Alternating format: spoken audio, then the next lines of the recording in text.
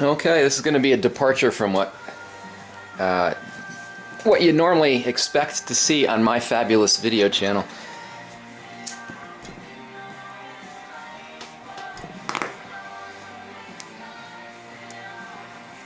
A couple days ago, a friend of mine sent me a link to a website, and this website, they are selling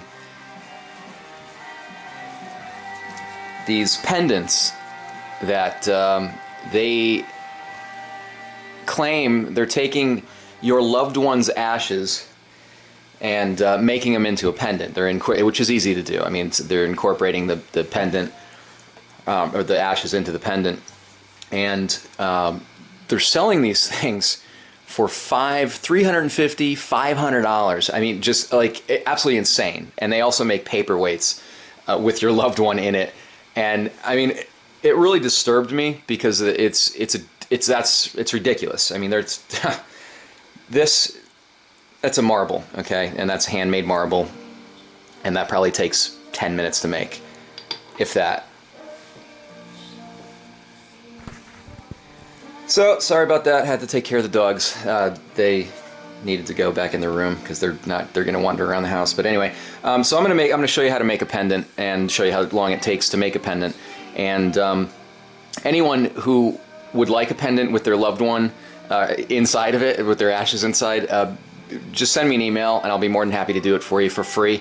Because again, what this company is doing, in my opinion, is taking advantage of people when they're frail or when they're weak. You know, like, oh my God, we want grandma in a pendant, which $500. I mean, come on.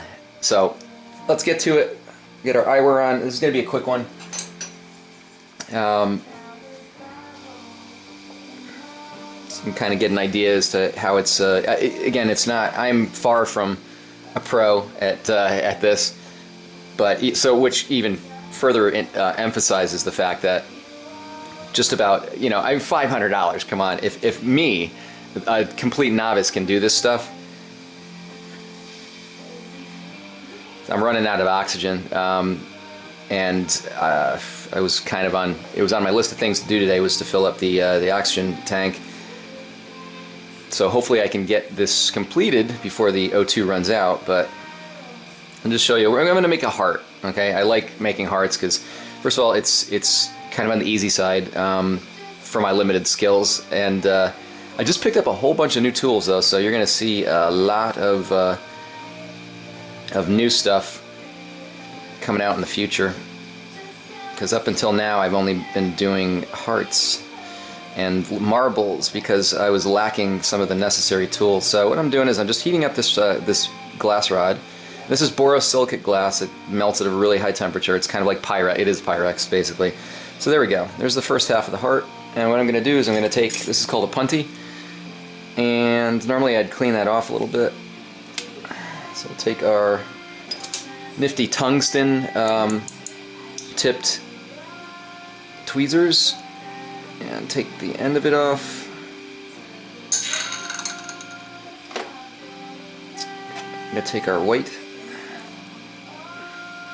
and I'm going to do what's called a cold seal. So both surfaces are not hot and only one is. So you press and pull to make sure it's kind of, I mean, I never get these things on center completely. That's one thing that's kind of on the tough side. And from there I'm going to melt the rest of the rod off. For the other half of the heart, I mean, I could choose to make it white, but just to make it interesting, I'm going to put a color in there, another color, probably, getting a little mushy there. So normally I do this on a thinner flame, because what it's doing is it's actually melting the connection on the punty. So there we go. Just melt that. And I'm trying to do this as quickly as possible because, like I said, I am very close to running out of oxygen. So hopefully halfway through this, I'm not gonna run out. So I'm gonna straighten this out a little bit because it's moved. There we go. Okay, so let's get our red. I just had it in my hand 2 seconds ago. This is ruby red. So I'm going to take this and put it aside. And on this table you can see all these disasters. You know, if you... it's a learning process, but sometimes things crack if they cool down when they're not supposed to. And they kind of tend to explode in your face, so...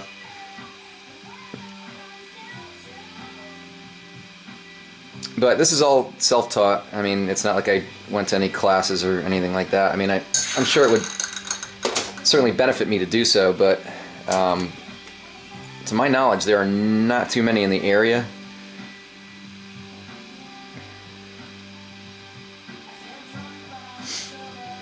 So I'm trying to keep the white still warm while at the same time I'm melting my ruby color. And what I'm going to do is just make it same thing, make another teardrop and stick the two pieces together. Then I'm going to put what's called a baler on it. It's just, or a bale, which is basically just a means of attaching your little pendant to a necklace so you can wear it around your neck. So you can wear grandma or grandpa or whoever around your neck.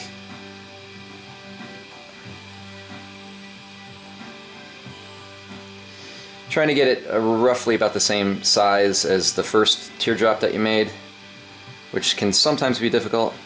So this is a ruby red color in my right hand here, and the neat thing, and sometimes a pain in the ass about these colors, is that what you start off with is not necessarily what you end up with. So this needs to be, I believe this needs like a high oxygen environment. Okay, so that's a good size right there. But high oxygen environment is going to change the color of what this is. So it's a clear. I was kind of preferring, and I have another rod that it has to do with the different chemicals in the. Yep, had a little mishap there. I'm going to turn this down so we don't need that big flame.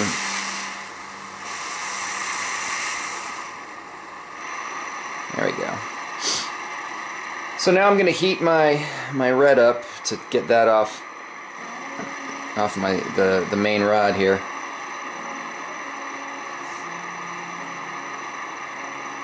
Now what I would have to do is I'd have to give this a different environment that, in which it would change color. It would go back to its ruby red. But because I am short on time here, I'm probably just going to let it stay clear. Okay, and we pull it off. Now I can reshape that. I mean, I can do stuff to it, and you'll see I'll give it a little bit more cleavage than it has now by heating that up. I really hope this is showing up. I mean, again, sorry about the shitty camera work, but this is a very impromptu thing. I wanted to just do this quick demo before I filled up the oxygen tank, just to show you how quick and easy it is. And this can't be more than a few minutes, you know, to make a pendant. And now their claim again was they were putting ashes, your loved one's ashes, in the pendant, which would probably add another 30 seconds to the entire process. It's basically the same way that you make a marble, you know, to get the colors inside the marble. Well, the same thing with the ashes. And I even question whether or not the ashes would be doable in the pendant, because ashes, I've used, you know, like super high temperature sand and other stuff to get inside the glass. Ashes, I don't see it happening. I really don't. You know, I mean, maybe there's a possibility that you could do that, but I think the ashes would just combine with the glass and not necessarily like be a distinct, like, oh look, there are the ashes. So now this is bending a little bit again. So I'm going to heat it up and straighten it out so it's easier to work with. So there you have it. There's the shape of the heart, and what I'm just going to do is very quickly, I'm just going to take this little tail off. Try to straighten out the heart a little bit. Sometimes they're a little bit lopsided, but I think that kind of gives it character because it's not, you know, it hasn't been pumped off of a machine. Of course, a machine can make it perfectly, but so I'm going to just pull this little tail out a little bit.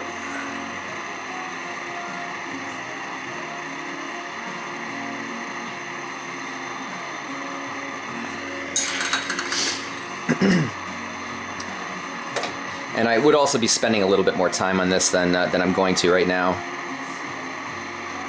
just to kind of prove a point. And what you do is you just try to melt it in together so the glass, you know, becomes one piece of glass instead of the two pieces just stuck together.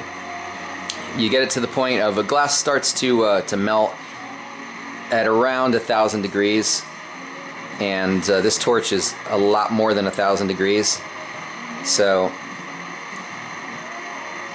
you can do some pretty amazing things with it, including give yourself a 3rd-degree burn, which I've done. So again, it's a little bit on the crooked side, my lopsided heart, but now it's not, you know,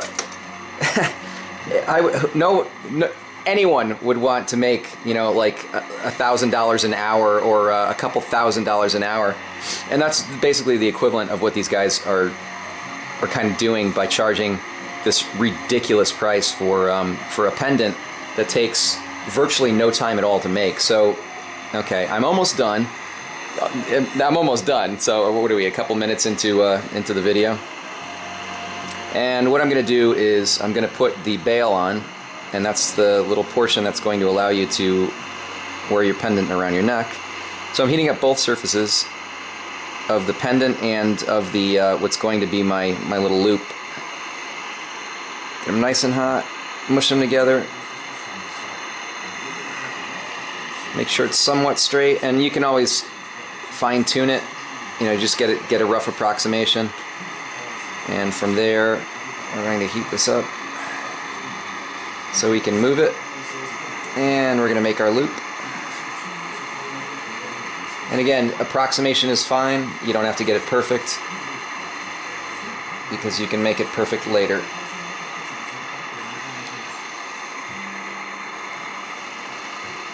So I don't know if you can hear it, but I have Pandora going on in the background, and one of my favorite stations to date has been Anna Nalick. Well, I guess I created it. You know, Anna Nalick is a singer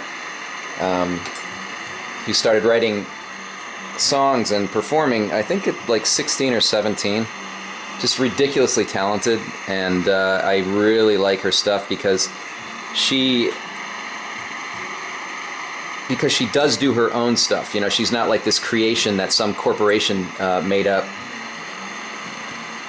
like a lot of the this, you know, quote, artists out there.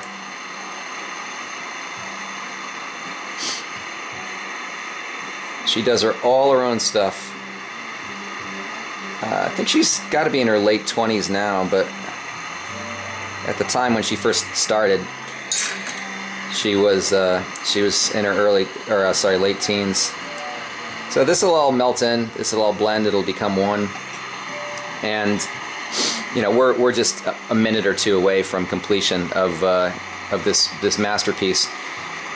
And like I said, it would be very easy to introduce anything else into that if you wanted to put, you know, different colors or even grandma's ashes.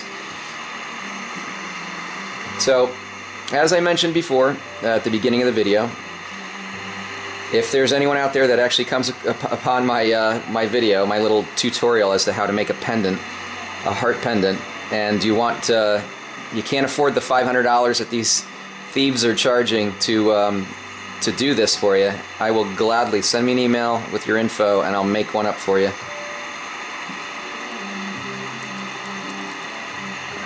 There you go. So that's pretty much it. All right.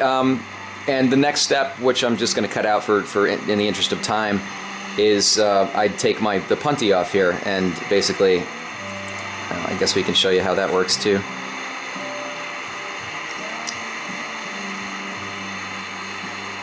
Now, I tried to cold seal this because that would allow me to just knock it off with a tap and then polish it up. However, that didn't happen. So what I need to do is normally I'm a little bit more organized than this, but right now I've been away for a bit and just got back, and I haven't had an opportunity to clean everything up.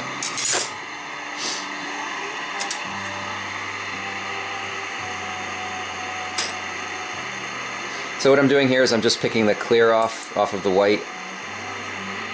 I just picked up a whole bunch of colors as well, which I'm really excited about, because I was running out of colors, and I guess you can never have too many colors. That way you're not as limited. There we go.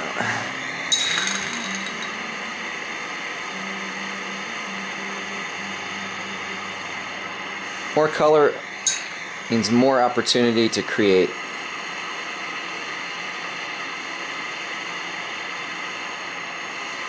Yep. So most of the clear is off, and I'm just going to melt the rest of that in. And if I wanted to, if I really wanted to spend another 10 or 15 minutes on this, at the most, maybe another 5 minutes, I would probably maybe try to reshape it and shape it a little, make it a little bit more symmetrical. But again, that's kind of half the fun with a handmade object, is that it is imperfect and it does have that character.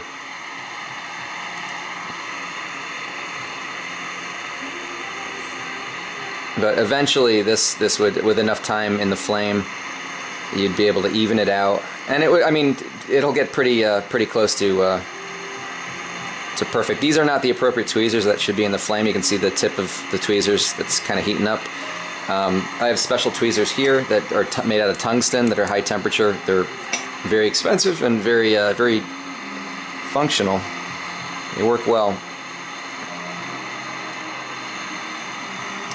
Let that cool down for a second. But you can see some of the other ones that I've done here, and let's see if I can get. These are kind of neat. And again, you can have fun with them. You can play with it.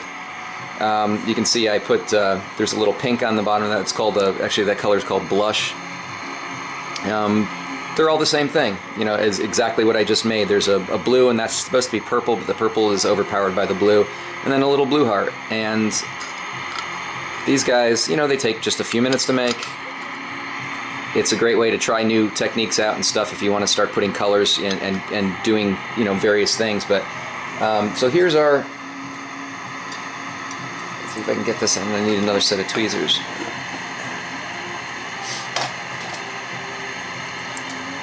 There's our finished product. Ta-da! Thanks for watching.